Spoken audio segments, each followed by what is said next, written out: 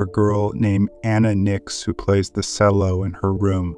Suddenly, her perpetually drunk stepfather enters and violently hits her on the cheek, then starts harassing her. She kicks him away, causing him to crash into a nightstand, and the shards of a broken vase pierce his throat, killing him instantly. In court, she claims it was self-defense, but her mother screams that her husband would never harm his daughter, leading to Anna being sentenced to 4 years in a strict juvenile detention center. Along with other inmates, she is brought to the prison where they are prepared for confinement and given orange uniforms. The prison warden, Frank, welcomes the inmates and emphasizes that they must strictly obey the guard's orders. Anna is assigned to share a cell with another inmate named Ginny. Ginny is introverted and prefers reading over socializing. Ginny tells her that she has been here for 5.5 years. The next day during a walk, they approach a group of inmates who are hostile towards Anna. But Cody, the group leader, intervenes and warns them that the other inmates are true monsters. According to Cody, Anna won't last long, but she advises her to be kind and cautious because gentle souls don't survive here. In the cafeteria, Anna is approached by Cody again, who offers her protection since many are already eyeing her. Anna just wants to be left alone and walks away from the table. Later, Cody and her gang catch Anna in the storage room and beat her up, warning her that if she talks, they will kill her. Nurse Jane explains to Anna that the prison is a terrible place and the people here are very cruel. Jane suggests that Anna seek help from Warden Frank if she encounters serious problems. Anna goes to the warden and asks for his help. Frank tells her that the only way to avoid violence is solitary confinement, but he doubts she can handle it. However, he offers another option. In this protection in exchange for a favor. Anna rejects his offer and decides to return to her cell. She cries in her bed and Ginny comforts her, revealing that she has been through all of this herself. Ginny tells Anna that she is very beautiful and they share a tender kiss. They make love and fall asleep together. During a literacy class, Anna is constantly stared at by a dark-skinned girl. During a walk, the girl intimidates Anna and mocks her. Fed up with the bullying, Anna decides to ask for help from the gang. One member blocks Nix's way and then attacks her, but Nix fights back hard. Cody respects her bold moves and is now ready to take the new girl into the gang.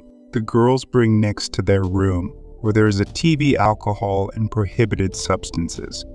They explain that all of this helped them get through the ordeal with Frank.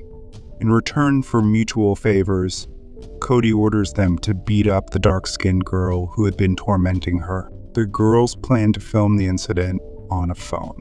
Nix bravely confronts her tormentor, and soon the guards intervene. As punishment, Nix is stripped and thrown into solitary confinement for 2 weeks. A few days later, Frank takes the girl out of the cell and promises to spare her from further punishment if she pleases him.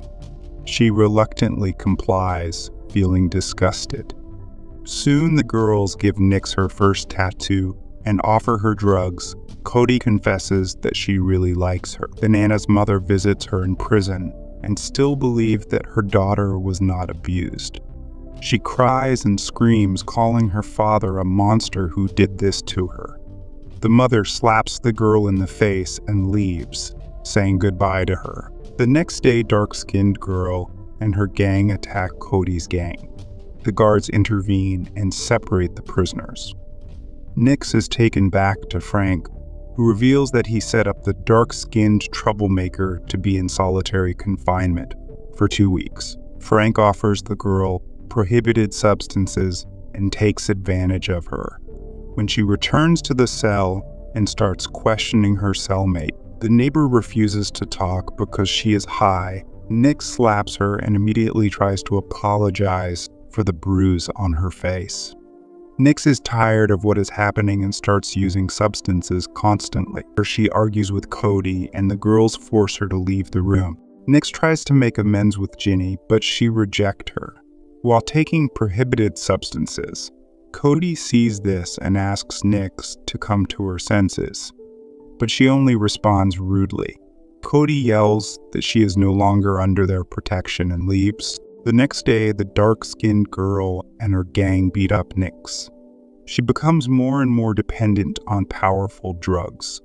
She sees intense hallucinations and contemplates ending her life.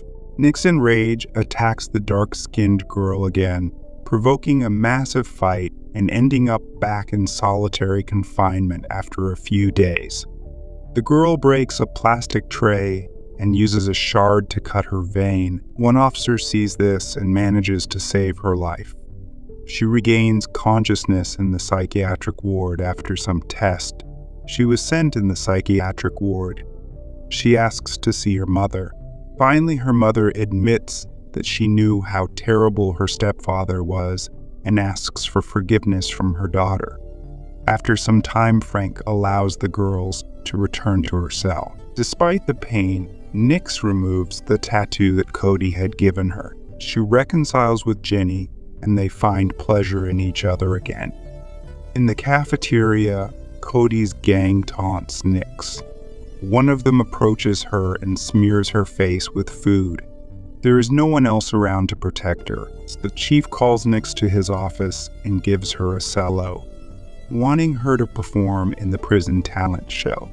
In the corridor, Cody catches up with Nix and cuts her face with a razor for daring to remove their villainous tattoo. They beat the girl and step on her hands so she can't play an instrument. When Frank comes to the prison hospital, Nix confesses that she was beaten by Cody. Later, she tells Dr. Jane the truth about the warden who constantly forces her to satisfy himself. Meanwhile, Frank watches the women through the cameras. After a couple of days, the inmates attack and beat the doctor. The doctor bursts into the warden's office and declares that she will tell everyone the truth about his violence against the inmates. As soon as the woman leaves the office, Frank orders to get rid of her. Cody and a few others approach the inmate and repeatedly stab her with a knife. Nix plays the cello in a talent show and manages to make the inmates fall in love with her music. After her performance, Frank tells the girl that there will be a hearing for her parole next week. The warden said he will take her side. Ginny again explains to Nix that she shouldn't trust the warden, as he constantly lies. Soon, Nix receives a letter about the parole hearing. The girl realizes that Frank will most likely deceive her and asks Cody for help in seeking revenge on the despicable warden. Cody gives her a phone and tells her to discreetly record a video when she is with the man.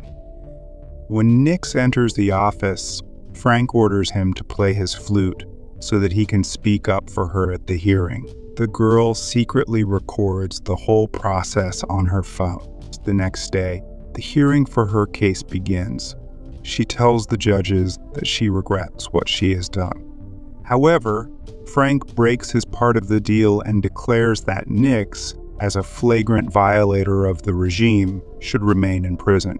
The commission is about to deny her parole, but she stops them and shows them the video. Everybody is shocked after watching the clip, and the warden is immediately arrested for his harassment in the corridor where angry inmates viciously attack him.